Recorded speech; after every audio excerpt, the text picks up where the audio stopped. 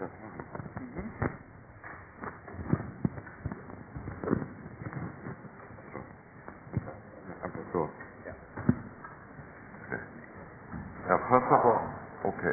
of all, I want to introduce me.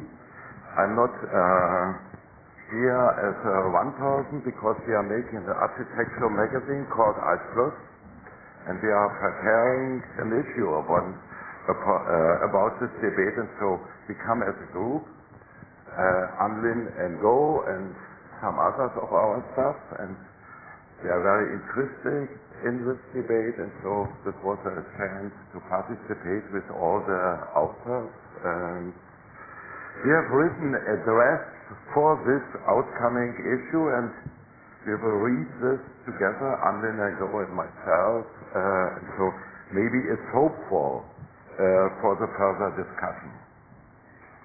In 2001, Archplus published an issue summing up the debate on neo-pragmatism. Without going into detail, this debate was somehow a redirection of the relationship between theory and practice, respectively between philosophy and architecture, with some protagonists going on so far to pronounce the end of this theory itself. The rediscovery of pragmatism as an independent American philosophy was, in a sense, the hour of the birth of a younger generation of theologians who were able, on the wave of the neo-pragmatism debate, to free themselves from the grip of a critical discourse that had been dominated for decades by Peter Eisenman and Co., in order to pronounce an area of post-criticality. This controversy, however, is no mere academic generational conflict. Rather, it mirrors the unease of a younger generation that regards the equation of architecture with resistance and negation as an unacceptable restriction on practice. This generation reproached the protagonists of the critical project with adopting a stance that widens up the gap between theory and practice, and in doing so promotes a marginalization through which critical architecture is said to have voluntarily relinquished vital areas of social concern. For example, the word of consumerism. Seen in this light, the debates around pragmatism were simply limbering up exercises and harbingers of a polemic around the end of the critical architecture, which eventually leads to the prophecy of the end of theory.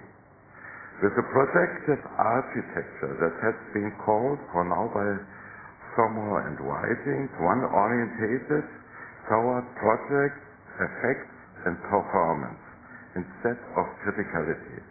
This pragmatism has now been translated into an architectural program. It quickly becomes evident that the protagonists of this debate are not interested in shelving theory altogether, but instead they just want to abandon the concept of architecture as a system of science by positioning its performative characters at the center of their concerns, or put differently, a displacement that occurs from the what of representation to the how of presentation. It is precisely here that the debate touches on the core of a fundamental and recurring programmatic problem: the antagonism between theory and practice, ratio and feeling, representation and presence, meaning and performance, or in more contemporary terms, between hot and cool. This is an old controversy whose theoretical formulation can be traced back to the 18th century. In essence, it goes back to the contention over the duality between abstraction and empathy ist der Quotation from William Warringer, Abstraktion und Einfühlung. To an inhabitants that has always been attributed to modernity, the one-sided preference for abstraction and objectification. In his biography on Friedrich Schiller, the German philosopher Jürgen Sawansky expresses this inhabitance with contingent and the sentence, enlightenment and science have shown themselves to be a more theoretical culture, an external affair for inner barbarism. For Sawansky, in this context, Schiller's treatise on the aesthetic education of men even presents a fundamental document for theory of modernity. This text is primarily concerned with localization, the aesthetics in the societal context, and hence also with the conditions and possibilities of the art of living in modernity. And this art of living is only attainable through reconciliation of ratio and feeling, through a knowledge that remains shrouded in feeling. Today, in a world in which aesthetic has evidently been elevated to a paradigm, this social localization of aesthetics, of expression, of performance is more up-to-date than ever. Viewed in this context of this tragedy, it hardly seems remarkable that a key concept in the debate over post-criticality is sensibility, in a term that endowed an entire historical epoch with its name, the area of sensibility, das Zeitalter der Empfindsamkeit. For in this period, feeling was conceived as being capable of mediating between a sensibility moral and the sensibility physique, thereby bridging the gap between spirit and body. Might this sensibility perhaps be capable of overcoming the alienation that emerged in architecture through the established division of labor between theory and practice? Currently, one can detect a genuine renaissance of the affective, not only within architecture, but as a general social trend. In the arts, in culture studies, and in the media, and even in the science, the investigation of the affect now plays a major role. This term, how the affect reflects the aspiration to gain a primordial access to the world via aesthetic perception.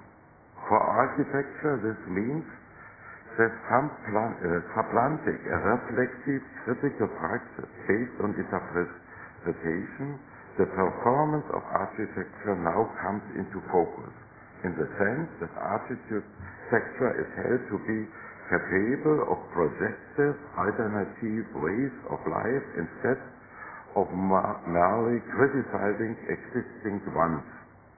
Accordingly, architecture is to produce the effects that in turn produce affects in an immediate fashion and not via the detour of interpretation. Naturally, this approach already implies a wide range of architectural means: materiality, performance, bodily perception, tactility, ambience, sensuality, sensibility, and not least of all, atmosphere. As the most all-embracing category, atmosphere is gladly taken up in this context. It is in its very indeterminacy, it offers a space for projection that satisfies many different aspirations. The atmosphere interaction as pre-conscious, pre-linguistic, cognitive responses that arise from effects that always appeared to be especially well suited to the conceptual incorporation of the perception and imagination world of the beholder. But we also have to have in mind that at all times the incorporation was particularly used as an effective instrument of dominance.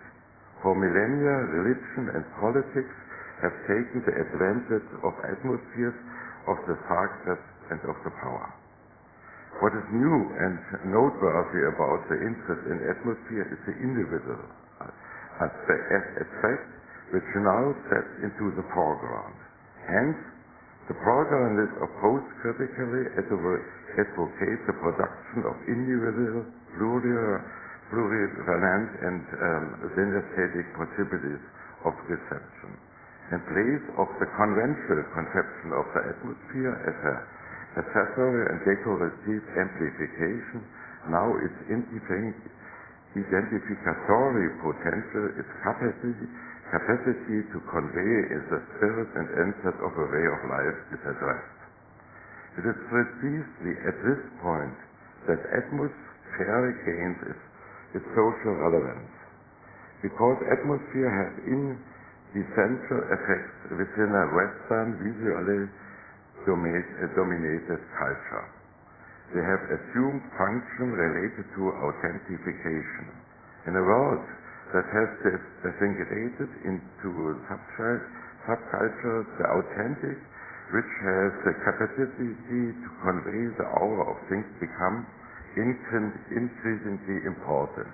In atmosphere, accordingly, architecture possesses a crucial social potential in terms of a modality of communication, capable of serving an overarching and integrated understanding, since, as the German philosopher Reinhard Knott puts it, in everyday life, everyone possesses a certain degree of such competency.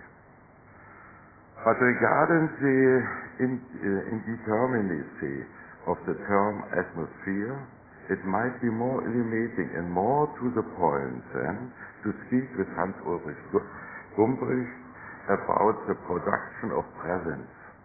Presence in the sense of worldliness, of an affective corporality. Gumbrich argues in this direction in his book, Production of Presence. What meaning cannot convey when he attempts to dissolve the dichotomy between a culture of meanings and a culture of presence in favor for a more emphatic examination of presence itself. For the Western discursive tradition, argues Gumbrich, relied for far too long and in a one-sided manner upon the hermeneutical methods, that means favoring the critical discussion of concepts and their interpretations, thereby repressing aesthetic experience as a functional constant of human existence. With the concept of presence, the body and the senses are reintegrated into theoretical discourse. According to the cultural scientist Marie-Louise Angerer, the relevation of verbal language in favor of other modes of communication associated with presence leads to a double epiphanical reversal. From a frontal position vis-à-vis, like book and theater, to immersion. Immersion and being involved are among the most interesting recent phenomena. They point towards an end of theory and the end of the distance associated with it. All of the endeavors related to the debate around post-criticality are aimed precisely at an overcoming of this distance.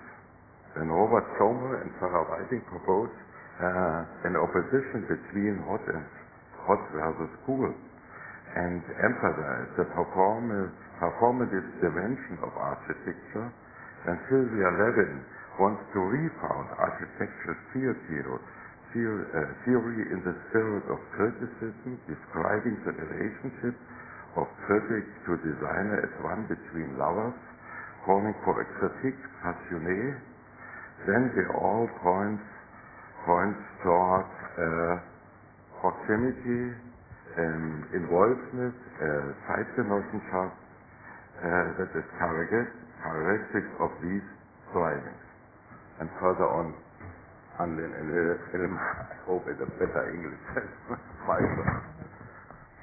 But how might we overcome this difference by means of the reduction of presence? If we look carefully,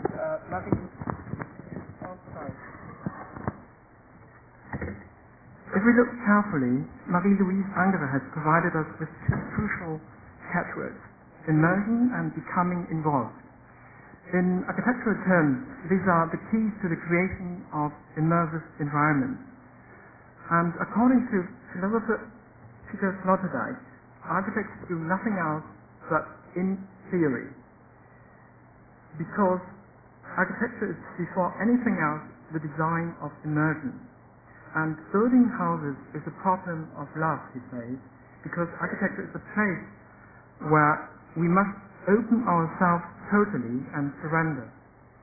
The totalitarianism of architecture is a totalitarianism of love, a love of faith and enchantment, not by something that is vis-a-vis us, but instead by something that envelopes us like a shell. This topophilic feeling is said to be a precondition allowing an individual to immerse in artificial environments. Immersion, then, is a technique for relinquishing our bodies, our boundaries, and it's to an extent a deframing procedure for images and perspectives. But what happens when these images are no longer perceived as being separate from our own bodies? When we are instead drawn into images, asked Marie-Louise Angerer. What happens when these images evade the representative level and act directly upon the pre-linguistic body? It is precisely here that the concept of effect applies, because as Angerer puts it, the affective body as a framer of no longer framed pictures is particularly then in demand. Here the circuit closes. Sloterdijk deframing procedures then produce immersive environments that are, in the end, dependent upon the body as a frame, as an instrument of perception. And the moral of the story? How might the project be derived from all of this? And when it comes to the moral, Peter Sloterdijk is at no loss for words as usual. Together with an ethic for the generation of space, he says, belongs a responsibility for atmosphere. To be sure, an ethic is a solid foundation for an advanced project. It remains only to ask with which resources and to what end. Two of the central notions in this discourse, that is the projective and the performative, give us at least a hint of the possible direction. The adjective projective has several meanings. It relates to projection, that is to say, to an imaging procedure, as Ole Fischer has put it in his article in our last issue, as well as to the notion of a project, that is to say, a plan, blueprint, or scheme intended for future realization. With orientation towards the plan, Somo and Whiting take up the concept of architecture that goes back to Russian constructivism and whose emanation has survived via Rem Koolhaas right up to present day. An understanding of the plan as a social condenser, as a disposition that stimulates unanticipated modes of behavior and informs new ways of life. In Delirious New York, Koolhaas attempted to reactivate this understanding of the plan by the famous description of the downtown athletic club, especially when it is a question of stimulating or perhaps even instigating new modes of behavior. Then questions of performance, the factors of the debate, have always played a role. Constructivism, for example, was primarily interested in the compelling power of the Vanguard plan. that had the task of shaping the new man according to a utopian image of man and to shape his everyday existence along the lines of prolaptic forms of life. The plan was the concrete utopia, and the projection into the future was the social condenser. Instead of compulsively repeating the failed utopias of the 20th century, or else categorically repudiating the modernist project and seeking salvation in a new formalism of whichever provenance, projected means both project and projection, as we might say in an allusion to Manfredo Tafuri, and no longer progetto e utopia. But what does it mean for us, for the present moment, once our faith in linear projections has been lost, to prolong the stand performatively into the future? On this point, Sommer, Whiting and Co. remains strategically diffused. Without positioning more specifically, they switch battlegrounds and open up a new arena of contention. Their fights are no longer aimed at the human social body as defined and formed by socio-political structures, but instead on the modeling of the real body, which they attempt to approach now under the aspects of emotion, affect, and feeling. Is Russian constructivism aimed at the human social body, then they now seek unmediated access via the direct grasp of effect through effect. This new terrain, which to some extent overlaps with advertising and with commercial photography and film, as we've seen in the lecture by Romain Fontaine today, is to be appropriated here for political debate in order to supplement societal politics with a politics of the body. But what might such a politics look like, and how could architecture intervene in it? These should be the questions in the course of this debate, and we have to ask especially with regard to the vigorous criticism that this debate has provoked. And maybe we should allow at this point some creative misunderstandings to get down to the missing answers. For us, at least in Germany, the debate on post-criticality seems so far to be a genuine American issue, deeply rooted in the academic architectural discourse. In contrast to the German tradition where predominantly practitioners are teaching at universities, and the alliance between theory and practice has always turned out to be in favor of practice. This is also the background of a conceptual and theoretical fatigue which we have since several years in Germany. And less and less students and architects learning and teaching at universities are ready for a critical debate within their discipline. Instead, they are in favor of a stronger orientation toward practice. From this point of view, and this may be the productive misunderstanding mentioned above, the debate about the projective appears to some extent to be not a decrease but an increase of theory. That is to say, as a chance to connect the practice stronger to the theoretical discourse, especially by focusing on the effective aspects of architecture. Having this in mind, we could go further and ask whether this debate is not perfectly appropriate for an emerging transatlantic project that combines both American theory and European practice. After all, both sides do have special skills that would perfectly complement each other. For only if the protagonists of the post-critical or projective debate are able to specify their claims of producing alternative lifestyles within an actual project, then and only then would it make sense to engage more politically in terms of a politics of the body by means of an effective and performative architecture. This politics of the body attempts to guide the effect via effect and seeks an immediate access to the individual one no longer mediated via the detour of hermeneutical interpretations. The architectural concept that emerges from that approach thus revolves around three interlocking concepts, namely the projective, the performative, and the affective. While on the side of architecture, questions of materiality, texture, and atmosphere gain a completely new significance.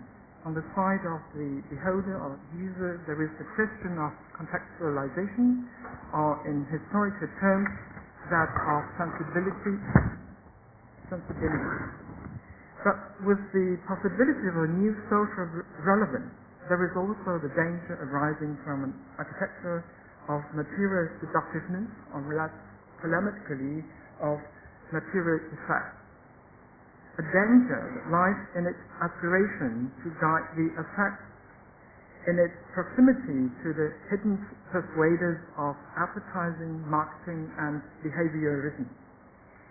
Now, it might be objected that architecture has always been some kind of a politics of the body, and that the difference is only to be found in the fact that today it is no longer a question of an idealized social body, but instead of a literal one. Moreover, the techniques of actors have become differentiated to the point at which a completely different kind of individual shaping becomes possible, one that also allows the individual a larger margin of play. At this point, we might re-engage with Marie-Louise Anger once again, for whom the new media and the much attested digital revolution have heralded an effective turn, so to speak, that which appears paradoxically at first glance reveals itself upon closer examination to be the actual paradigm change in our time. For it is only by means of new technical developments that we are able today to experience subjectivity in the most radical manner.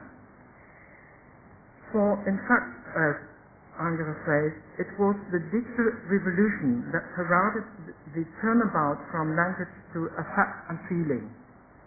From the very beginning, key issues have been tactile sensations, instantaneity, immediacy, and the distribution of time and space. Wonderful times were in the offing, because we could finally bid farewell to all of these post-structural thinkers. Their theories, that is to say, would now confront us in another mode, in infinite form in the network.